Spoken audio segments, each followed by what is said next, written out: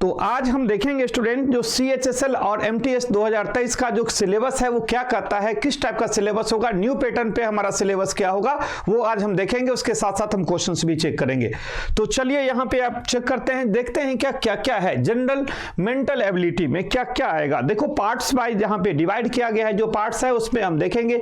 देखोगे क्या क्या पढ़ना है हमें CHSL और MTS 2023 का प्री टू मेंस लेवल पे जो सिलेबस होगा। निश्चित रूप से आप यहाँ पे ध्यान से देखेंगे, कैलेंडर है, क्लॉक है, यहाँ पे डायरेक्शन है, डायरेक्शन से इंटरेस्ट है, यहाँ पे जो अर्थमेटिक रीजनिंग आएगा, ब्लड रिलेशन का क्वेश्चन आएगा, बेटा सीरीज का क्वेश्चन आएगा, वेन डायग्राम का क्वेश्चन आएगा, कोडिंग डिकोडिंग का क्वेश्चन आएगा, सीटिंग अरेंजमेंट का क्वेश्चन आएगा, पजल टेस्ट आपको पढ़ना है, नंबर सीक्वेंस ऑफ रैंकिंग पढ़ना है। देखिएगा आप निश्चित रूप से इसको ले सकते हैं, स्क्रीनशॉट ले सकते हैं। यहां पे जल्दी से देखो भाई क्या क्या पढ़ना है आपको। CHSL CGL CHSL 2023 जो MTS है 2023 का जो एग्जामिनेशन है उसका जो सिलेबस है इस टॉपिक से क्वेश्चंस आने वाला है। जब हम सेकेंड पार्ट में जाते हैं, प्री टू मेंस लेवल की हम बात करते हैं, प्री टू मेंस लेवल की अगर हम बात करते हैं तो निश्चित रूप से हमें देखने को मिलता है जो सिलोगिज्म का क्वेश्चंस होगा, स्टेटमेंट कंक्लूजन से क्वेश्चन होगा, स्टेटमेंट आर्ग्यूमेंट से क्वेश्चन होगा, यहाँ पे देखोगे कोर्स ऑफ एक्शन से क्वेश्चन होगा, एनालिटिकल रीजनिंग पढ़ना है, देखोगे यहाँ पे डिसीजन मेकिंग पढ़ना है, स्टेटमेंट एंड अजम्पशन पढ़ना है। ये मेंस लेवल की हम बात करते हैं, प्री टू मेंस, क्योंकि CHSL में मेंस लेवल पे भी हमको पढ़ना है। तो ये जो टॉपिक है वो निश्चित रूप से हमारा प्री टू एडवांस लेवल का टॉपिक है, तो उसको आप देख सकते हैं यहाँ पे। चलिए भाई, तो यहां पे देखोगे इस टाइप की क्वेश्चंस, इस चैप्टर से क्वेश्चंस मेंस लेवल पे आएगा। अगर हम आगे की बात करेंगे यहां पे देखोगे जो, क्योंकि दोनों पार्ट में वर्बल और नॉन वर्बल दोनों पढ़ना है, हमें वर्बल और नॉन वर्बल दोनों पढ़ना है, तो उसके अकॉर्डिंग देखोगे यहां पे डाइस की क्वेश्चंस आएंगे, सीरीज में आएगा, सीरीज जो हमारा नॉन वर्बल सीरीज में आएगा, मिसिंग टर्म्स आएंगे, देखोगे मिरर इमेज का क्वेश्चन आएगा, वाटर इमेज का क्वेश्चन आएगा, काउंटिंग ऑफ फिगर का क्वेश्चन होगा, क्यूब से क्वेश्चंस आएंगे। ये नॉन वर्बल पार्ट की बात करते हैं। तो नॉन वर्बल पार्ट्स में इतना टाइप की क्वेश्चंस हमारे साथ जुड़ेंगे आपको प्री टू एडवांस लेवल पे। तो आप देख रहे होंगे ये सारे क्वेश्चंस CHSL और MTS जो MTS है 2023 का जो pre to advance level, pre to mains level की क्वेश्चंस का जो हमारा चैप्टर होगा उसकी हमने बात किया यहाँ पे। तो जो स्टूडेंट्स को यहाँ पे अभी चैप्टर क्लियर नहीं है, निश्चित रूप से अपना चैप्टर क्लियर कर लेंगे, स्क्रीनशॉट ले लेंगे, जो आपको ये सब चैप्टर पेपर में आने वाला है। ये सबसे अगर सिलेबस आप कवर करते हैं तो आपको प्री ना तो प्री के बारे में ज्यादा चिंता करना है, ना ही मेंस लेवल के बारे में चिंता करना है, क्योंकि ये टॉपिक कवर करते ही आपके पूरी रीजनिंग का सिलेबस कवर हो जाएगा। जो प्री टू एडवांस लेवल पे दिया गया है उसकी बात करेंगे। अब हम क्वेश्चंस की बात करेंगे स्टूडेंट्स। अगर हम क्वेश्चन की बात करेंगे तो क्वेश्चन किस टाइप का लेवल में आएगा वो निश्चित रूप से आज हम जुड़ेंगे। तो यहां पे देखेंगे स्टूडेंट्स, अगर हम क्वेश्चन की बात करते हैं तो यहां पे देखोगे क्वेश्चंस का लेवल देखेंगे, जो क्वेश्चन किस लेवल पे हमें क्वेश्चंस दिया जाता है पेपर में। तो यहां पे देखिए, क्वेश्चंस को समझिए और यहां पे फिर आंसर दीजिए। चलो भाई, अब यहां पे देखेंगे क्वेश्चंस का लेवल चेक करते हैं, क्वेश्चन चेक करते हैं जो क्वेश्चन किस टाइप का हमारे पेपर में आएगा।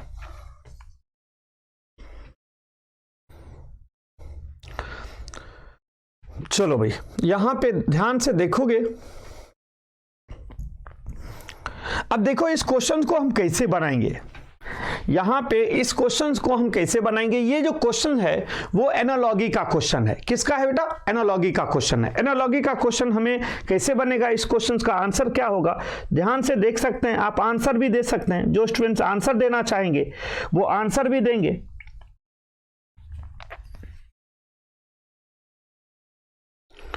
चलो भाई, ठीक है, बहुत अच्छी बात है। अब यहां पे देखेंगे इसका आंसर क्या होगा। चलो, अब यहां पे क्या कहता है, फायर का वर्ण है। देखो यहां पे आपको सेलेक्ट करना है, आग से जलता है, फायर से वर्ण होता है, तो यही जो रिलेशन होगा, ये दोनों रिलेशन आपको इसमें से लेना होगा। तो यहां पे वाटर ड्रिंक ये नहीं हो गया, वुड और ट्री, आइस और फ्रीज। आइस से क्या होता है, फ्रीज होता है। जिस तरह से फ्राइड से बर्न होगा, आग से जलता है, उसी तरह से आइस से क्या होगा, फ्रीज होगा। तो ऑप्शन नंबर थर्ड इसका आंसर होगा। जो इसका सिमिलर है, जो इसका सिमिलर है, वो सिमिलर कहां पर है बेटा, ऑप्शन नंबर थर्ड में इसका सिमिलर आंसर है। तो हमें क्या करना है, ऑप्शन नंबर थर्ड इसको चूज करना है। समझ में आ रहा है इस क्वेश्चन का लेवल। तो इस टाइप की क्वेश्चंस हमेशा पेपर में पूछा जाता है। जब CHSL की बात करते हैं तो क्वेश्चंस का लेवल यही होता है पेपर में बेटा। तो इस लेवल की क्वेश्चंस जब तक आप करके नहीं जाओगे, आपका पेपर में हमेशा क्वेश्चन छूट जाएगा या समझ में नहीं आएगा। ठीक ना। चलिए अगला क्वेश्चन पे देखते हैं। नेक्स्ट क्वेश्चन पे ध्यान दीजिए। अब देखते हैं नेक्स्ट क्वेश्चन क्या कहता है। ये क्वेश्चन है आपके सामने। अब यह भी एक एनालॉजी का ही क्वेश्चन है। अब एनालॉजी क्वेश्चन में देखोगे इन दोनों के बीच में जो रिलेशन है वही इनके बीच रिलेशन हमें पता करना है।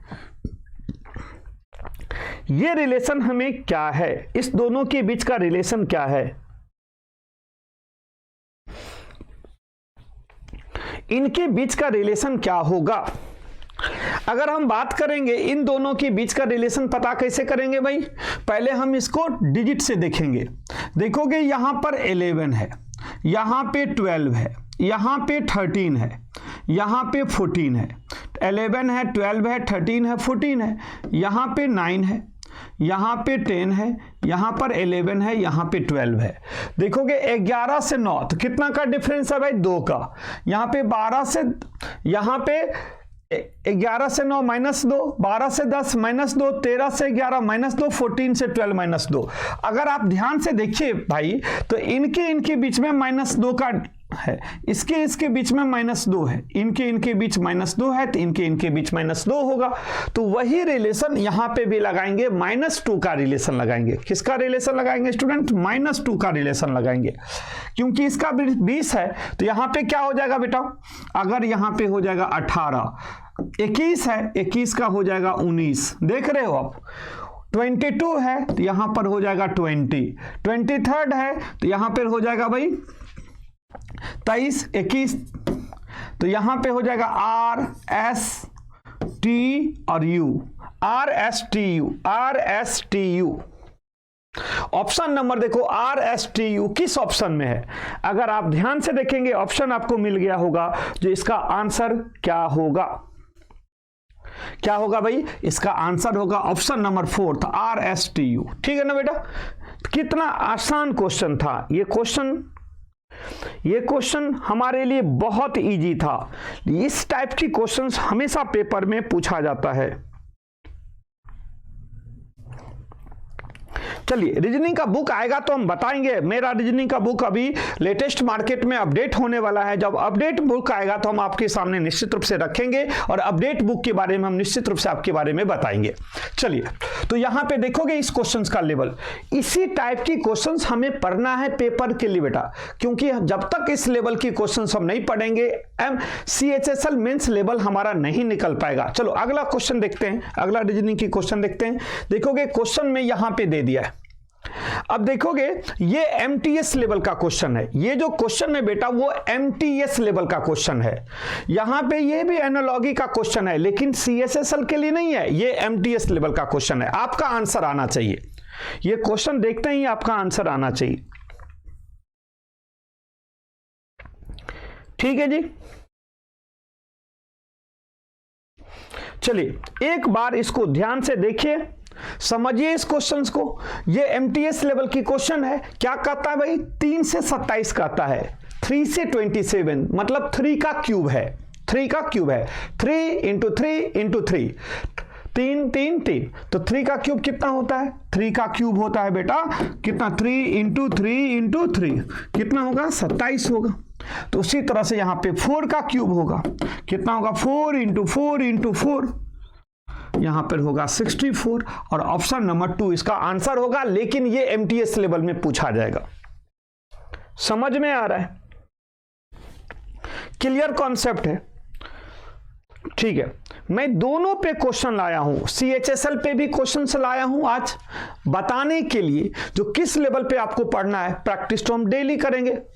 मैंने आपको क्या कहा, स्टार्टिंग में अभी हमारा पास ऑफलाइन मुखर्जी नगर में बहुत क्लास चल रही है, जिसके कारण हमें टाइम अभी बहुत कम मिल रहा है। अभी जल्दी से वहां पे से हम कंप्लीट करते हैं। आपके ऑनलाइन में वीकडेज में डेली क्लासेज लेके आएंगे। अभी सैटरडे संडे में से किसी एक दिन मैराथन लेके आएंगे। आज से मैं इंट्रो कर रहा हूं आपके साथ। चलिए अगला क्वेश्चन पे देखेंगे भाई। यहां पे देखोगे क्वेश्चन नंबर नेक्स्ट में देखो, ये क्वेश्चन को देखो क्या कहता है, निम्नलिखित में दिए गए विकल्प को विषम शब्द को चुनिए। कहता है ना ऑड वन आउट, कहता है ना आउट वन, कहता है ऑड वन आउट, कहता है विषम संख्या को चुनिए। और जो है जो ऑड नंबर है उसको एक को अलग करना है। कैसे अलग करेंगे इस चार में, तो लूडो है, चेस है, पोलो है, कैरम है। आप देखिए भाई और बताइए कैसे अलग कर सकते हो। जल्दी जल्दी यहां पे क्यों और कैसे अलग हो रहा है, ध्यान से देखो भाई। ये भी क्वेश्चन CHSL लेवल का होगा। ये जो क्वेश्चन होगा प्यारे बच्चे, ये CHSL लेवल का क्वेश्चन होगा। ये क्वेश्चंस में देखेंगे क्वेश्चन कैसे है। कहता ये लूडो है, चेस है, पोलो है और कैरम है। ये लूडो इंडोर गेम है। इंडोर गेम मतलब घर के अंदर खेल सकते हैं। चेस भी हम इंडोर गेम है, शतरंज हम घर के अंदर खेल सकते हैं। पोलो को हम घर के अंदर नहीं खेल सकते हैं, फील्ड में खेल सकते हैं। कैरम को भी घर के अंदर खेल सकते हैं।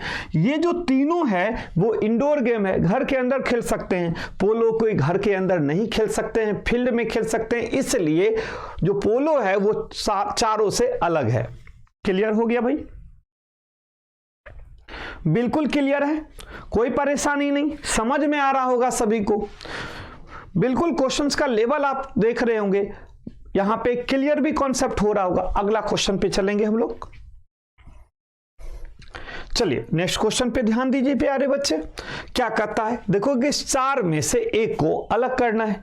निम्नलिखित प्रश्न में दिए गए विकल्पों में से विषम को चुनिए।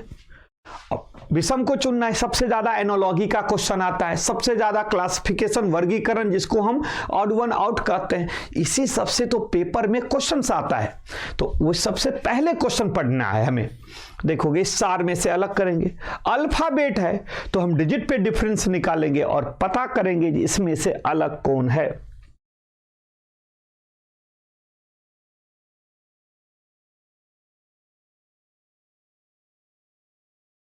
चलो भाई अब देखें, ध्यान से देखोगे प्यारे बच्चे। अब कैसे अलग करोगे, इसकी डिजिट वाले वैल्यू देखोगे। इसकी डिजिट वैल्यू कितना है प्यारे बच्चे, इसका 4 है, इसका 7 है, इसका 10 है। तो देखो 4 3 7 7 3 10, इसके कितना का अंतर है, इसमें 3 का अंतर है। यहाँ पर 11 है, यहाँ पे 14 है, यहाँ पे 17 है। 11 3 14, 14 3 17, यहाँ पे भी 3 का डिफरेंस है। ये 18 है, ये 21 है, ये 24 है। 18 3 21, 21 3 24, इसमें भी 3 का डिफरेंस है। ये 9 है, ये 12 है, ये 14 है। 9 3 12, 12 2 14, इसमें 3 और 2 दोनों का डिफरेंस है। सभी में 3 3 का डिफरेंस है, इसमें 3 और 2 दोनों का डिफरेंस है। क्योंकि 9 3 12, 12 2 14, इसमें 3 का डिफरेंस है, इसमें 2 का डिफरेंस है। तो ऑप्शन क्या हो जाएगा प्यारे बच्चे, 4th नंबर इसका आंसर होगा। कितना होगा, 4th नंबर इसका आंसर होगा। क्लियर है, समझ में आ रहा है सभी का? बहुत अच्छी बात है।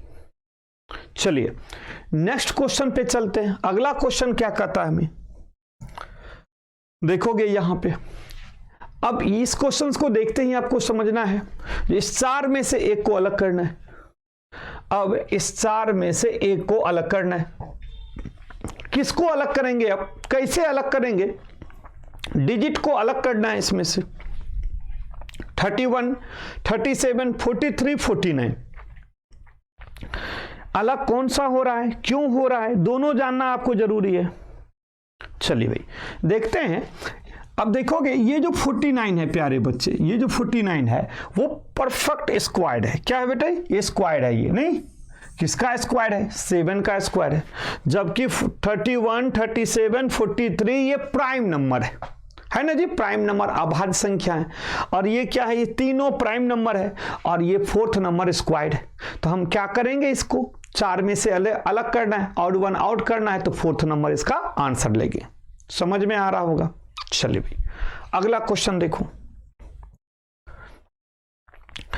भाई, अगला क्वेश्चन क्या कहता है? कहता है दिए गए शब्दों में उस क्रम में व्यवस्थित कीजिए जिसमें शब्दकोश में आते हैं। सबसे ज्यादा परेशान पेपर में डिक्शनरी वाला क्वेश्चन करता है कि नहीं?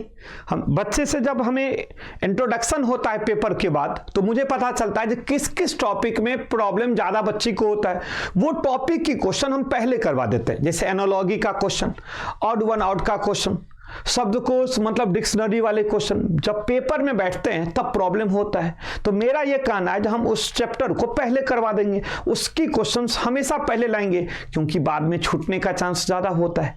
पहले करवा देंगे, वो चैप्टर हमारा हमेशा स्ट्रांग रहेगा। समझ में आ रहा है? चलिए भी अब देखेंगे इसमें से ऑड वन आउट, इसमें से हमें क्या करना है? डिक्शनरी के अकॉर्डिंग लगाना है। अब डिक्शनरी क्या करता है आपको पता है? अल्फाबेट को अकॉर्डिंग अरेंज करना है, अल्फाबेट के अकॉर्डिंग अरेंज करना है। हम कैसे अलग करेंगे? चलते हैं, देखते हैं यहां पे। देखो यहां पे, अब देखो भाई यहां पे क्या क्या है? एस है, टी है, देखोगे इसमें एस टी ओ है, यहां पे एस टी आर है, यहां पे एस टी आर है, यहां पे एस टी है, यहां पर एस ए है। अब इसमें से देखो एस टी है, एस टी है, एस टी है, एस टी है, इसमें एस ए है। तो एस के बाद पहले क्या आएगा? ए वाले पहले आएगा, टी वाले बाद में आएगा। तो इसका पोजीशन पहला नंबर पे रखेंगे, इसका पोजीशन पहला नंबर पे रखेंगे। अब S T S T S T S T, इस चार में से देखेंगे एस टी ए है, एस टी आर है, एस टी आर है, एस टी ओ है। तो टी के बाद ए है, तो इसमें दूसरा नंबर पर इसको रखेंगे भाई। फिर एस टी आर है, एस टी आर है, एस टी ओ है, तो यहां पे तीसरा नंबर पर ये आ जाएगा, क्योंकि आर से पहले ओ आता है। अब इन दोनों में पहले क्या आएगा? देखो यहां पे S T R A, S T R A, इसमें एन है, इसमें पी है, तो एन वाले पहले आएगा, पी वाले बाद में आएगा। तो फोर्थ नंबर पर ये आएगा और फिफ्थ नंबर पे ये आएगा ना जी। तो अब हम कैसे अरेंज करेंगे? पहला नंबर पे फर्स्ट 5 को रखेंगे, सेकेंड नंबर पे कौन आ गया? 4th आ गया, थर्ड नंबर पे कौन आ गया भाई? 1 आ गया, फोर्थ नंबर पे कौन आ गया? 3 आ गया, और फिफ्थ नंबर पे 2 आ गया। 5 4 1 3 2, 5 4 1 3 2, ऑप्शन नंबर थर्ड इसका आंसर होगा। ऑप्शन नंबर थर्ड इसका आंसर होगा जब डिक्शनरी के अकॉर्डिंग अरेंज करेंगे तो। ठीक है ना जी? क्लियर हो रहा है? समझ में आ रहा है? चलो भाई,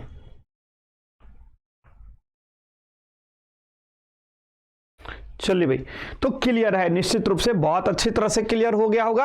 अगला क्वेश्चन देखते हैं। नेक्स्ट क्वेश्चन क्या कहता है? अब देखोगे जब डिक्शनरी का प्रॉब्लम फिनिश होता है पेपर में, तो सीरीज का क्वेश्चन हमें परेशान करता है या नहीं करता भाई? वो CSSL का पेपर हो, CGL का पेपर हो या MTS का पेपर हो, किसी का भी SSC का परेशान करता है। सबसे ज्यादा एनोलॉजी, उसके बाद क्लासिफिकेशन, उसके बाद डिक्शनरी, उसके बाद सीरीज वाले क्वेश्चन। तो मैं सीरीज का क्वेश्चन ले आया। जो सीरीज का क्वेश्चन हम कैसे बनाएंगे, अभी पैटर्न हम आपको बता रहे हैं। ठीक है जी? चलिए यहां पे देखेंगे सीरीज में, सीरीज का भी बहुत सारे टाइप है। डिजिट में भी सीरीज पूछा जाता है, अल्फाबेट में भी सीरीज पूछा जाता है। यहां पे क्या पूछा है? अल्फाबेट वाली सीरीज पूछा गया है। जो अगला सीरीज में क्या आएगा, जो श्रृंखला है उससे क्वेश्चन आता है। तो चलते हैं यहां पे देखते हैं क्या हो सकता है। ध्यान से देखोगे, अब देखोगे यहां पे बी है, यहां पे डी है, यहां पर एफ है। तो देखोगे इसकी वैल्यू 2 है, इसका वैल्यू 4 है, इसका वैल्यू 6 है। तो देखोगे 2 4 6, तो अगला वैल्यू क्या होगा? 8 होगा। 8 का मतलब H होगा। देखोगे 2 4 6, तो अगला क्या होगा? 8, क्योंकि 2 के क्रम में बढ़ रहा है। यहाँ पे इसका वैल्यू 20 है, इसका वैल्यू 18 है, इसका वैल्यू 16 है। तो 20 से 18 -2, 16 -2, तो 16 से -2 हो जाएगा 14, 14 इक्वल टू n। तो आंसर क्या होगा? HN। तो HN क्या है? Option number 2। HN क्या होगा? ऑप्शन नंबर 2, क्योंकि एक में +2 हो रहा है और एक में -2 हो रहा है। पहला अगर अल्फाबेट से लेते हैं तो उसका जो क्रम है वो +2 में है, और सेकेंड अल्फाबेट का जो क्रम लेते हैं तो उसमें -2 है। तो उसके अकॉर्डिंग आप यहां पे देखेंगे स्टूडेंट्स, इसमें प्लस 2, इसमें भी प्लस 2 तो अगला प्लस 2, इसमें माइनस 2, इसमें माइनस 2 तो अगला माइनस 2, तो आंसर होगा HN। क्लियर? चलिए, बहुत अच्छी बात है। अब देखते हैं, ये सब जब क्वेश्चंस हम देखते हैं तो हमें क्लियर हो जाता है जो किस टाइप की क्वेश्चंस पेपर में आएगा। आगे देखेंगे। अब देखोगे श्रृंखला में जब सीरीज की क्वेश्चंस पढ़ते हैं तो अल्फाबेट से भी क्वेश्चन आ सकता है और डिजिट से भी क्वेश्चन आ सकता है ना भाई। तो देखोगे डिजिट वाले ये क्वेश्चन दे दिया है। अब यहां पे ये श्रृंखला वाले क्वेश्चन हैं, सीरीज वाले क्वेश्चन है जो डिजिट में पूछा गया है। अगला डिजिट क्या होगा वो आपसे जानना चाहता है। जल्दी बताइए इस क्वेश्चन का आंसर क्या हो सकता है, कैसे बनाओगे?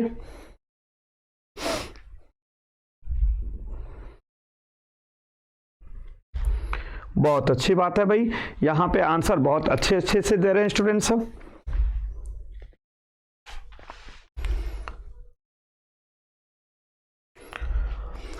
देखो कैसे यहां पे आंसर है।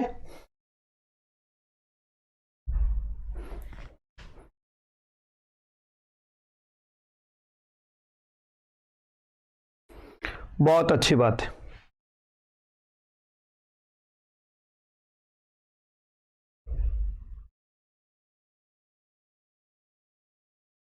चलिए अब देखो यहां पे देखोगे, देखो एक तरफ देखो यहां पे दो सीरीज चल रहा है बेटा, दो सीरीज चल रहा है।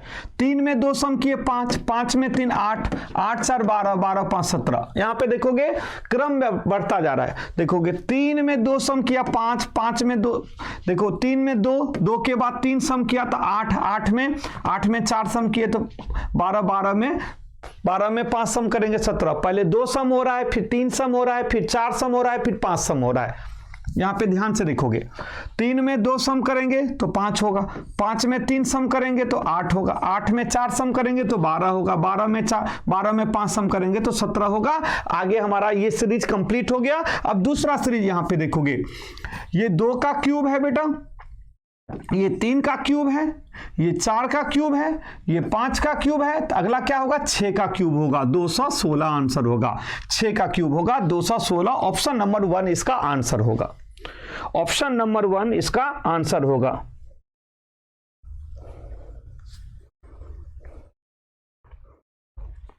क्लियर है?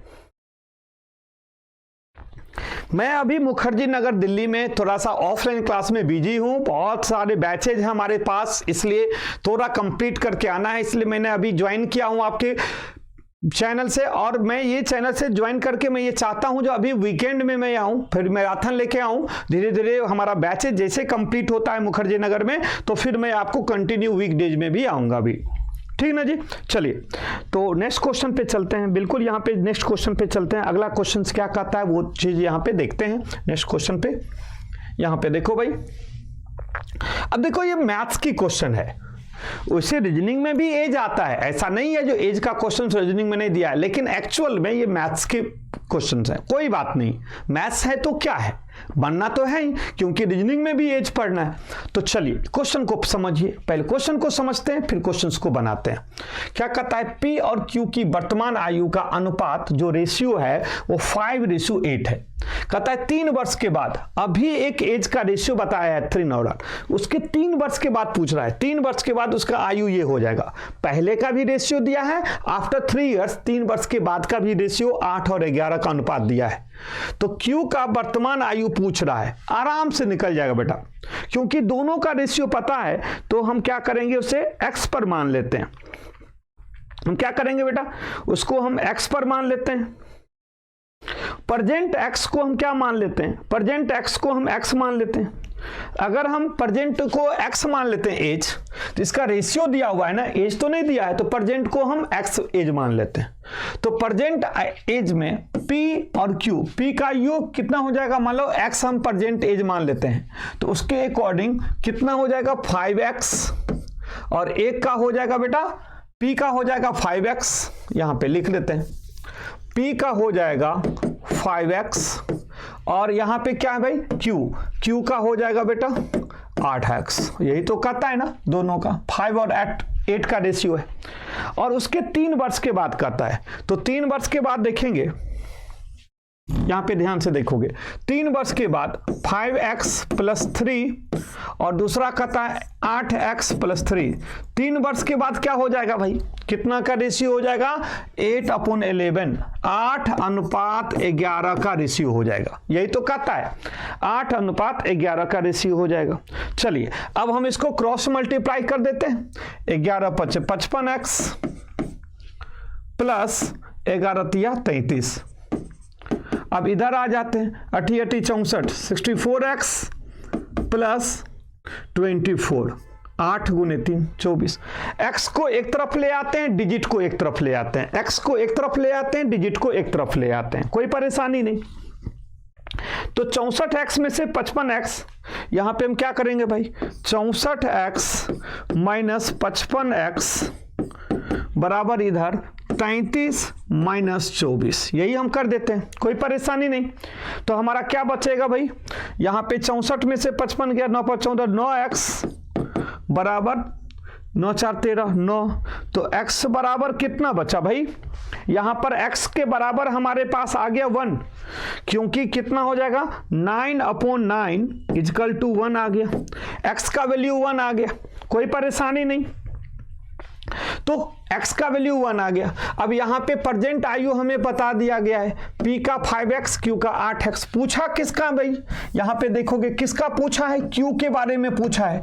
तो q का कितना है, 8x, 8, और x का वैल्यू कितना आ गया, 1 आ गया, 1 = 8 वर्ष। कितना हो गया बेटा, 8 वर्ष। ऑप्शन नंबर 4 इसका आंसर हो जाएगा, ऑप्शन नंबर 4 इसका आंसर हो जाएगा।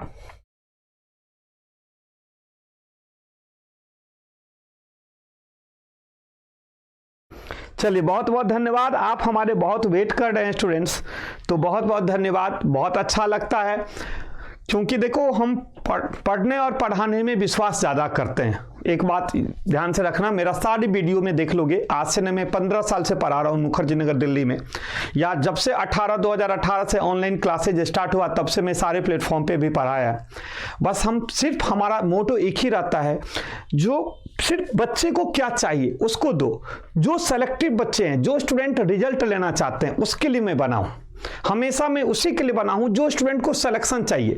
क्योंकि पता है जो 30 वर्ष के बाद स्टूडेंट के पास कुछ नहीं रहता है, सिर्फ आंसू रहता है आंख में, जिसका सिलेक्शन नहीं होता है। उसकी दर्द हम यहां पे समझते हैं, यहां से, क्योंकि हम तो उससे भी मिलते हैं जिसका सिलेक्शन नहीं होता है, हम उससे भी मिलते हैं जो उसका सिलेक्शन हो जाता है। दोनों में डिफरेंस क्या होता है, जब एज क्रॉस कर जाता है तो हमें यहां, आपको जितना दर्द होता है मुझे भी उतना ही दर्द होता है, क्योंकि मेरा मेहनत दोनों पे बराबर होता है।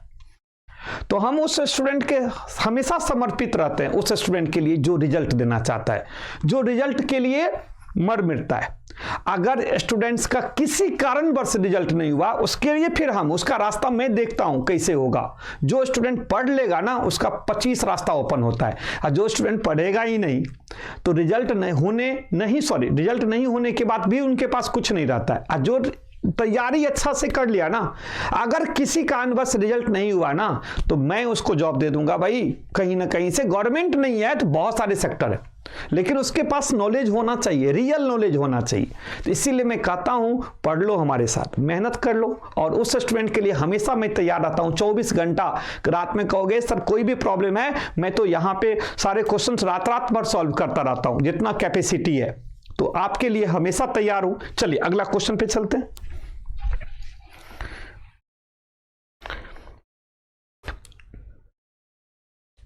अब चलें, अगला क्वेश्चन क्या कहता है सो देखते हैं। यहां पे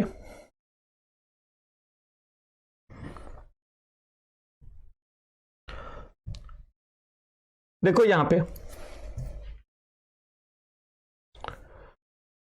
ये क्वेश्चन है, और इस क्वेश्चन का आंसर बताइए। इस क्वेश्चन का आंसर क्या होगा, जल्दी से इस क्वेश्चन को देखिए भाई, और बताइए इस क्वेश्चन का आंसर क्या होगा।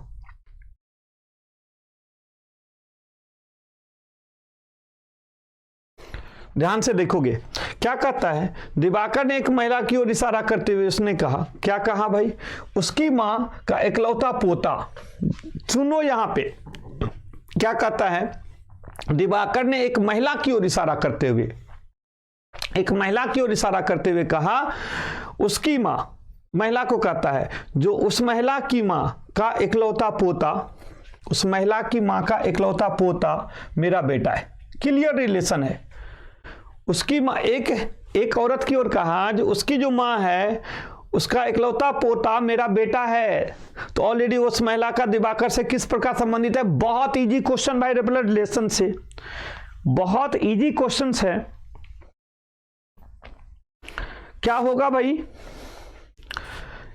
क्योंकि वो इसकी सिस्टर होगी ना, क्योंकि दिवाकर की जो मां है वो उस महिला की भी मां है, क्योंकि कहता है, दिवाकर कहता है, जो उस महिला की जो मां है वो उसका इकलौता पोता मेरा बेटा है, मतलब उस महिला का जो इकलौता पोता है वो मेरा बेटा है। इसका मतलब है जो माँ है, उस औरत की जो माँ है, उस महिला की माँ है, वो दिवाकर की भी माँ है। तो वो जो महिला है जिसकी ओर इशारा कर रहा है वो उसकी सिस्टर है। क्या बेटा? सिस्टर है, उसकी बहन है। क्या है बेटा? उसकी सिस्टर है, उसकी बहन है। तो आंसर तो बन गया इसका, बहुत आसानी से क्वेश्चन बन गया। क्लियर है? अगला क्वेश्चन पे ध्यान से देखोगे, नेक्स्ट क्वेश्चन क्या कहता है, ये देखिए। इस क्वेश्चन में क्या कहता है? कहता निम्नलिखित प्रश्न में विकल्प में उस शब्द को चुनिए जो दिए गए शब्द के अक्षर का प्रयोग करके नहीं बन सकता है। यहां पे बेटा ध्यान से मत देखना, यहां पे इस हिंदी वाले वर्ड को मत ध्यान से देखना, ठीक है ना जी? इस हिंदी वाले शब्द को आप ध्यान से नहीं देखना, आप सिर्फ देखना इंग्लिश वाले जो अल्फाबेट है। कहता है इस अल्फाबेट से इस कौन सा अल्फाबेट वाला क्वेश्चन नहीं बन सकता, उस पर आपको ध्यान देना है। तो देखोगे BIOLOGICAL, बायोलॉजिकल, ये जो वर्ड है इससे कौन सा वर्ड नहीं बन सकता है इस वर्ड से, सो आपको चूज करना है। जल्दी से यहां पे ध्यान से देखिए और बताइए इस क्वेश्चन का आंसर क्या होगा।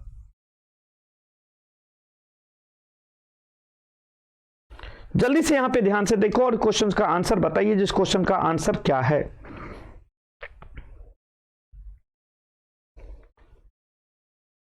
चलो भाई ध्यान से देखो यहां पे ध्यान से देखेंगे तो देखो LOGIC, देखो L भी है, O भी है, G है, IC सभी है इसमें।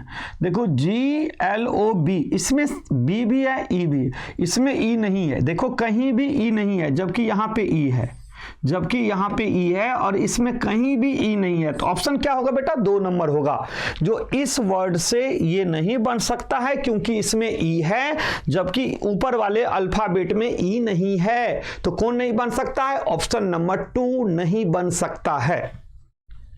क्लियर? चलिए अगला क्वेश्चन पे ध्यान से देखिए। नेक्स्ट क्वेश्चन क्या कहता है? यहां पे देखोगे ये कोडिंग डिकोडिंग की क्वेश्चन है। CHSL में हमेशा इस टाइप की क्वेश्चंस पूछा गया है इस पेपर, जो इससे यहां पे कहता है हु आर यू, इससे बना है 432, दे इज यू कहता है 48, कहता है दे आर डेंजरस, यहां पे कहता है 295। तो कहता है डेंजरस के लिए कौन सा वर्ड होगा? अब आपको मैच कराना है, आपको यहां पर मैच कराना है।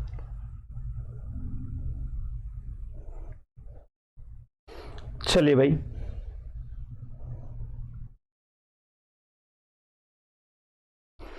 यहां पे देखेंगे जो किस टाइप की क्वेश्चंस है। देखो अब हमें इस दोनों में कॉमन देखोगे, इसमें हु आर यू, यहां पे दे इज यू, तो इसमें भी यू है। ध्यान से देखोगे भाई इसमें क्या क्या है, इसमें भी यू है,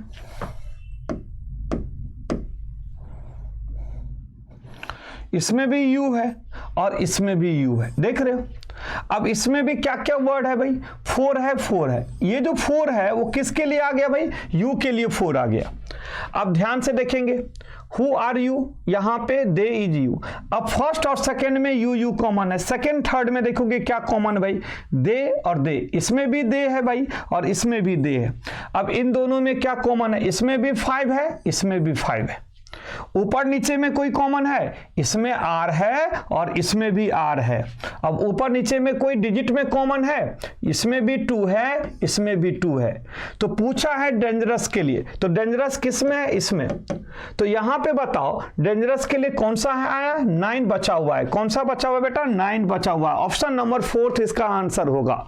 ऑप्शन नंबर 4 इसका आंसर होगा। बहुत क्लियर कॉन्सेप्ट। आगे की क्वेश्चन देखेंगे। अब देखोगे मैथमेटिकल ऑपरेशन का क्वेश्चन है ये, मैथमेटिकल ऑपरेशन का ये क्वेश्चन है। अब मैथमेटिकल ऑपरेशन में हम क्वेश्चंस को कैसे बनाएंगे, यहां पे दिया हुआ है जो P का अर्थ है गुना, R का अर्थ है माइनस मतलब घटाना, S का अर्थ है जोड़ना, Q का अर्थ है भाग। तो इस निम्नलिखित में से कौन सा सही है वो चीज बताना है आपको। जल्दी से इसमें कोई बच्चे आंसर देना चाहेंगे तो दे सकते हैं, जल्दी से यहां पे कोई आंसर देना चाहें तो दे सकते हैं।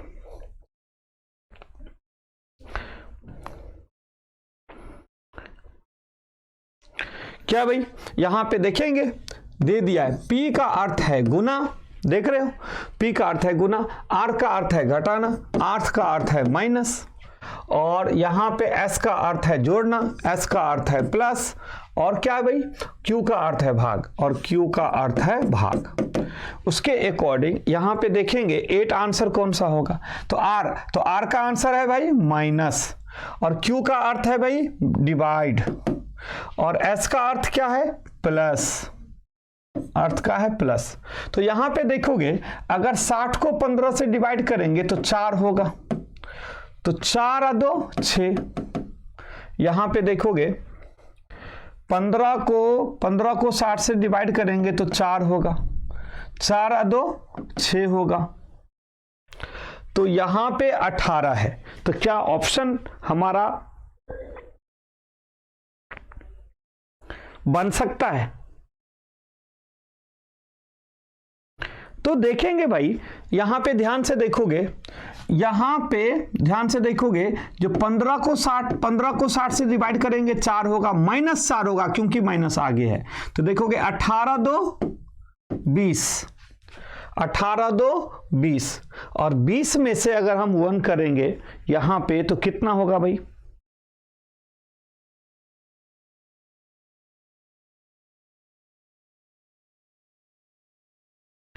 तो कितना होगा भाई, 16 आंसर होना चाहिए। तो हमारा आंसर क्या होगा, एक्चुअल में हमारा आंसर क्या हो सकता है?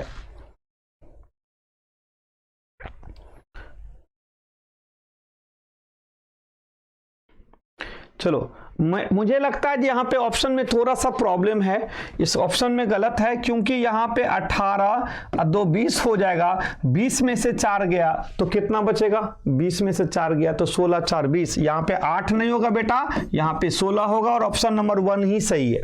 देखोगे मैच करा के और कोई ऑप्शन सही नहीं है। चलिए अगला क्वेश्चन देखोगे, यह भी मैथमेटिकल ऑपरेशन का क्वेश्चन है। यहां पे देखोगे मैथमेटिकल ऑपरेशन का क्वेश्चन है यह भी।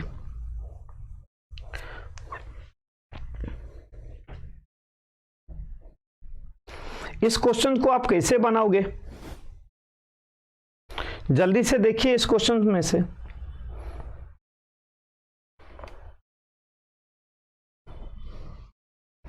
बहुत इजीली क्वेश्चन बन जाएगा भाई। अब देखो यहां पे क्या लिखा है, ध्यान से देखो यहां पे, ये क्वेश्चन का आंसर कैसे बनेगा, 4 स्टार 7 स्टार 2। तो यहां पे 4 का 3 लिखा है, ध्यान से देखो, अब यहां पे ध्यान से देखोगे, यहां पे 4 का 3 लिखा है -1, 7 का 6 लिखा है और 2 का 1 लिखा है। देखोगे 5 स्टार 9 स्टार 1, तो 5 का यहां पे 4 लिखा है, 9 का 8 लिखा है, 1 का 0 लिखा है। क्यों? क्योंकि -1 हो रहा है। तो यहां पे 2 स्टार 1 3 कितना होगा, 2 का कितना होगा बेटा, 1 होगा, 1 का कितना होगा, 0 होगा, 3 का कितना होगा, 2 होगा। तो 102 आंसर होगा। 102 क्या है, ऑप्शन नंबर 4 इसका आंसर होगा। ऑप्शन नंबर 4 इसका आंसर होगा। क्लियर हो गया?